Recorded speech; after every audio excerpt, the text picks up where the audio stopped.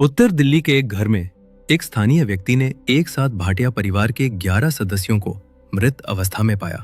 उन्होंने तुरंत पुलिस को सूचना दी। खबर मिलते ही पुलिस मौके पर पहुंची, लेकिन उस परिवार के 11 सदस्य एक साथ कैसे मर गए? यह घटना पुलिस से लेकर स्थानीय लोगों तक सभी के लिए एक बहुत बड़ा रहस्य बन गई। सबसे हैरान करने वाली बात यह थी कि दरवाजे का ताला टूटा नहीं था, न ही घर में लूटपाट का कोई निशान था और न ही आसपास के किसी व्यक्ति ने कोई चीख पुकार सुनी थी। तो फिर यह भयानक घटना कैसे हुई और इसके पीछे कौन था? जांच के दौरान एक डायरी मिली जिसमें कुछ अजीबोगरीब नियम लिखे थे, जिसका नाम मुक्ति था।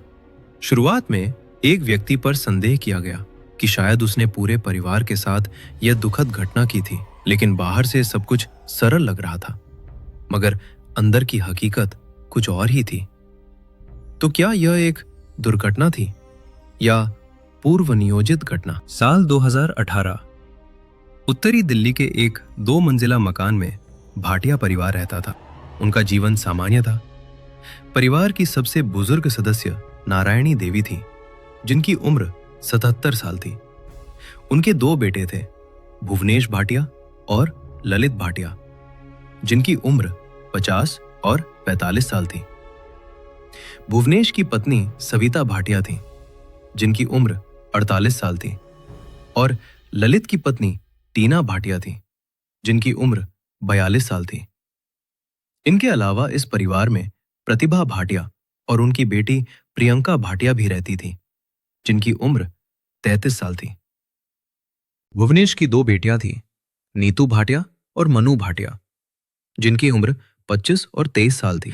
2 बेटियों के साथ उनका एक 15 साल का बेटा भी था, जिसका नाम ध्रुव भाटिया था।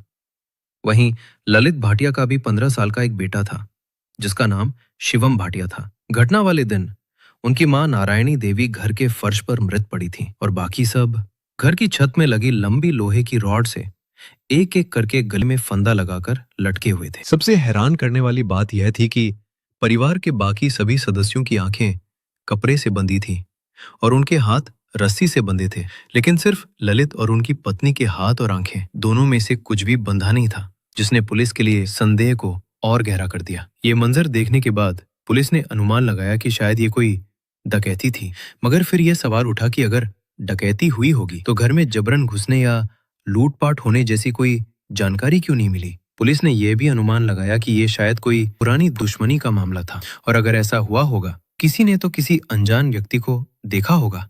पड़ोसियों से पूछने पर उन्होंने बताया कि उन्होंने किसी को नहीं देखा। यहाँ तक कि कई सीसीटीवी फुटेज की जांच भी की गई, जहां कोई भी संदिग्ध व्यक्ति नहीं दिखा जो घटना वाले दिन भाटिया के घर में घुसा हो या बाहर निकला हो।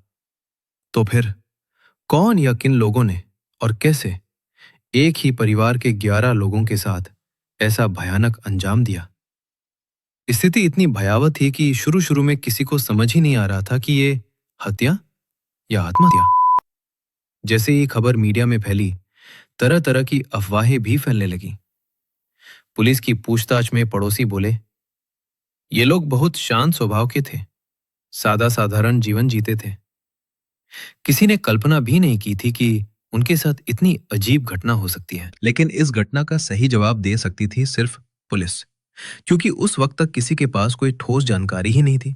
इसके बाद फिर शुरू हुई गहन जांच में घर से कुल 11 डायरिया बरामद हुई, जिनमें परिवार का हर सदस्य लिखता था। साथ ही मिली एक नोटबुक, जिसने इस कहानी को और रहस्यमयी बना दिया। दरअसल घर के एक कोने में एक खुली हुई नोटबुक रखी थी, एक तरह का ड्राफ्ट नोट, जिसमें कई नियम लिखे थे, प्रैक्टिस लिखा था और बार बार मुक्ति शब्द दोहराया गया था। नोट्स पढ़कर जांचकर्ताओं को इस घटना की काफी कुछ कहानी समझ आ गई।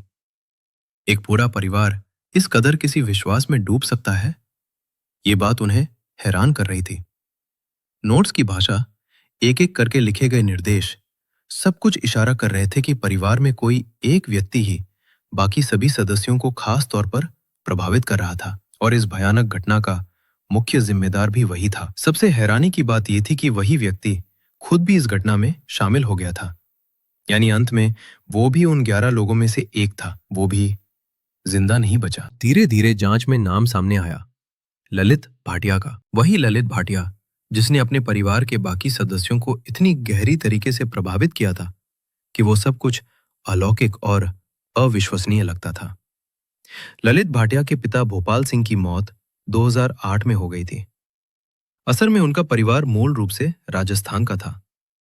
नौकरी धंधे के सिलसिले में उनके पिता, माँ और बड़ा भाई सब दिल्ली के शांति नगर में बस गए थे। घर के नीचे ही उनकी किराना दुकान थी, अच्छा खासा चलती थी। साथ ही घटना से कुछ महीने पहले ही उन्होंने प्लाईवुड और कार्डबोर्ड का बिजनेस शुरू किया था, जिसमें बहुत तेजी से तरक्की हो रही थी। इस तरक्की के पीछे ललित भाटिया का ही हाथ था। ललित के कुछ सुझावों और फैसलों की वजह से बिजनेस दिन दूनी रात चौगुनी बढ़ रहा था। इसी कारण पूरा परिवार ललित भाटिया पर बहुत ज्यादा भरोसा करने लगा था। असल में ललित अपने पिता भोपाल सिंह पर बहुत विश्वास करता था और उनसे बेहद प्यार भी करता था। पिता की मौत के बाद वो मानसिक रूप से टूट गया था। वो अकेले अकेले घर के अंदर कमरा बंद करके रहते थे। इसके बाद अचानक उन्होंने परिवार के बाकी सदस्यों को बताया कि उनके पिता भोपाल सिंह ललित से बात करते हैं और उन्हें ये निर्देश देते हैं कि क्या काम करने से परिवार और उन्नत हो सकता है। परिवार के बाकी सदस्यों ने सोचा कि पिता के दुख में वो मानसिक रूप से टूट गए हैं, लेकिन इसके बाद ललित ने जिस तरह से सलाह देना शुरू किया, परिवार के सदस्यों को थोड़ा अजीब लगा। फिर भी उन्होंने वे बातें माननी शुरू कर दी और साथ ही ललित की बातों से उनकी स्थिति में परिवर्तन होने लगा, यानी वो बेहतर होने लगी। इस कारण धीरे धीरे वे ललित पर विश्वास करने लगे। चाहे कारोबार का काम हो या परिवार के किसी सदस्य की शादी या किसी और चीज के बारे में उनकी भविष्यवाणी या बातें सुनने से वो काम ठीक ठाक होने लगता था। ठीक वैसे ही उनकी बेटी की शादी नहीं हो रही थी, लेकिन ललित ने उन्हें बताया कि बहुत जल्दी तुम्हारी शादी होगी और उसके 15 से 20 दिनों के अंदर सच में उसकी शादी तय हो गई। इसके बाद उन्होंने उनके परिवार के नए व्यवसाय यानी कार्ड और प्लाई का जो कारोबार चल रहा था, उस संबंध में कुछ योजनाएं बनाई और परिवार को बताया। इसके बाद से फिर उनका बिजनेस अच्छा होने लगा। इसके अलावा कभी कभी ललित अपने पिता की आवाज में भी बात करते थे। इसलिए परिवार के सदस्यों ने सोचा कि सच में ललित के अंदर उनके पिता यानी भोपाल सिंह विराजमान हैं और उनके जीवन को और उन्नत करने के लिए सही ढंग से मार्गदर्शन कर रहे हैं। ललित की नोटबुक में विभिन्न प्रकार के विचारों के बारे में लिखा था। इसके अंदर लिखा था कि उनके पिता ने उन्हें बताया है कि उनका पूरा परिवार मोक्ष या मुक्ति कैसे प्राप्त कर सकता है। जैसे पिता कह रहे थे कि अंतिम क्षण में पृथ्वी कांप उठेगी, आकाश कांप उठेगा, लेकिन तुम घबराना नहीं, तुम डरना नहीं, मैं तुम्हारी रक्षा करूंगा। जब देखोगे कि पानी का रंग बदल रहा है, तब तुम उतर जाना। एक दूसरे को इस काम में मदद करना। तुम मरोगे नहीं, बल्कि तुम महान कुछ हासिल करोगे। इसका अर्थ है कि ललित अपने पिता से क्या करना है और कैसे करना है, इसके बारे में निर्देशन पा रहे थे। ये सब बातें ललित की डायरी में लिखी थीं। इसके अलावा उनकी डायरी से बट सांबी पूजा की बात जांच दल को मिली। लिखित जानकारी के अनुसार सांबी ने अपने पति सत्यानंद परमात्मा को हाथ से बचाने के लिए एक बरगद के पेड़ के नीचे तपस्या की थी। तभी से सांबी की मृत्यु से संबंधित और घर में शांति के लिए महिलाएं लंबे और सुखी वैवाहिक जीवन के लिए हर साल बट सांबी की पूजा करती हैं और इसीलिए बट तपस्या के संदर्भ में लोग बरगद के पेड़ के नीचे झूलती हुई अवस्था को याद करते हैं। नोटबुक से पता चलता है कि भाटिया परिवार के सदस्यों ने बट तपस्या का अनुकरण करने की कोशिश की थी। यहाँ यह भी उल्लेख हुआ है कि कुछ नियमित रीति रिवाजों का अनुकरण करने से समस्याएं हल करना और ईश्वर के साथ जुड़े रहना संभव है। इसलिए परिवार के 10 सदस्यों की लटकी हुई अवस्था भी उसी तपस्या के माहौल का संकेत देती है, जैसा कि पुलिस अधिकारियों ने बताया है। ललित ने बट तपस्या का अनुसरण करना उचित समझा और ललित के निर्देश पर पूरा परिवार यह काम करने के लिए राजी हो गया। जांचकर्ताओं ने यह भी बताया है कि कई हिस्से ये संकेत देते हैं कि यह कोई सरल घटना का परिणाम नहीं था। कुछ मनोवैज्ञानिकों और पेशेवर व्यक्तियों ने बताया ये सामूहिक भ्रम या साझा मनोविकृति थी, यानी लोगों का एक समूह एक ही गलत विश्वास या डर को सच मानना शुरू कर देता है।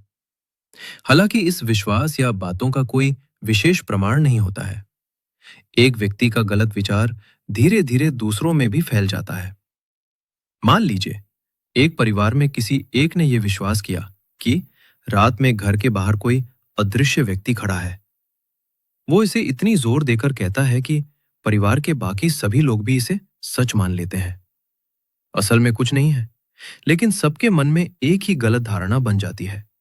यही सामूहिक भ्रम है। बिल्कुल ऐसा ही भाटिया परिवार के बाकी सदस्यों के बीच हुआ था। इस घटना में ललित ने शुरू में कुछ ऐसी बातें कही थी जिन्हें परिवार के बाकी सदस्य सच में मानने के लिए मजबूर हो गए थे, क्योंकि भाग्यवश उनकी सारी बातें सकारात्मक हुई थी और उनका जीवन और उन्नति की ओर जा रहा था। ललित भाटिया की बाकी बातों की तरह परिवार के सदस्यों ने उनकी इस आखिरी बात पर भी विश्वास किया था। उन्होंने सोचा था कि कुछ अच्छा होगा, लेकिन बाकी बातें उनके जीवन को उन्नति की ओर ले गई, मगर ये बात उन्हें जीवन के अंत की राह पर ले गई। ललित ने अपने परिवार के बाकी सदस्यों को बताया था कि उनके पिता उनके परिवार के बाकी सभी सदस्यों का मुख खुलवाना चाहते हैं, और इसी के लिए घटना के कुछ दिन पहले अमावस्या की रात को परिवार के बाकी सदस्यों की आंखें, हाथ और मुंह बांध दिए गए और उन्हें गले में रस्सी बांधकर झूला दिया गया, जो मुक्ति प्राप्त करने के लिए पूरी तरह से अजीब है। यह सबसे दुखद बात यह है, घटना के कुछ दिन पहले इस परिवार के कई सदस्यों ने मिलकर बाजार से काफी सारी रस्सी और कई प्लास्टिक की स्टूल खरीदी थी। इस परिवार के अधिकांश सदस्य ललित के स्नेह और भरोसे से बंधे थे, जिसने उन्हें एक अजीब विश्वास में डाल दिया, और बाकी सदस्यों ने आसानी से अनुसरण किया। इस सच्ची घटना में एक गहरा सबक छिपा है।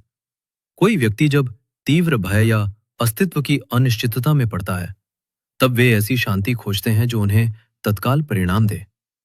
यानी वे समस्याओं का तेजी से समाधान चाहते हैं, लेकिन कुछ समय वो उत्तर या रास्ता सही होने के बावजूद कभी कभी विनाशकारी होता है।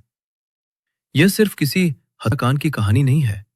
यह विश्वास, प्राधिकार और मानसिक अवसाद के एक साथ मिलकर कितना भयानक प्रभाव डाल सकते हैं, उसका वास्तविक रूप है। जांच जितनी आगे बढ़ती गई, मीडिया और समाज में एक ही सवाल बार बार गूंजता रहा, आखिर इतने सारे लोग एक साथ ऐसा कदम क्यों उठा गए? उनके आखिरी पल में दिमाग में क्या चल रहा था? परिवार ने एक दूसरे को इस रास्ते पर कैसे ले आए? दरअसल जिस शख्स ने सबसे पहले भाटिया परिवार की ये दर्दनाक हालत देखी थी, वो रोज की तरह उनकी दुकान पर सामान लेने आया था। उस दिन बहुत देर हो गई, फिर भी दुकान नहीं खुली। भाटिया परिवार बहुत अनुशासित था, रोज ठीक समय पर दुकान खोलते थे। वो व्यक्ति थोड़ा जान पहचान वाला था, इसलिए उत्सुकतावश 2 मंजिला मकान की सीढ़ी चढ़कर ऊपर गया। दरवाजा खुला था। थोड़ा अंदर झांका तो वो भयानक नजारा देखकर पूरी तरह हक्का बक्का रह गया। तुरंत पुलिस को फोन कर दिया। भाटिया परिवार का एक और बेटा अभी भी राजस्थान में रहता है। उस वक्त वो दिल्ली नहीं आया था। उसे घटना स्थल पर बुलाया गया और पूछा गया कि क्या किसी से पुरानी दुश्मनी थी। उसने साफ कहा, ऐसी कोई दुश्मनी किसी से नहीं थी। अब भाटिया परिवार का आखिरी वारिस वही और उसका अपना छोटा परिवार है। वो अभी भी राजस्थान में ही एक रहता है और दिल्ली वाला ये घर किराए पर दे दिया गया है। विश्वास अच्छा है, लेकिन वो कभी अंधविश्वास नहीं बनना चाहिए। कई बार पहले से ही कुछ संकेत मिलते हैं, और अगर उन्हें सही तरीके से समझकर आप खुद को सुरक्षित रख सके, तो वही असली समझदारी है। यह वीडियो केवल शिक्षा और जागरूकता के उद्देश्य से बनाया गया है। इसमें दी गई सारी जानकारी इंटरनेट पर सार्वजनिक रूप से उपलब्ध है।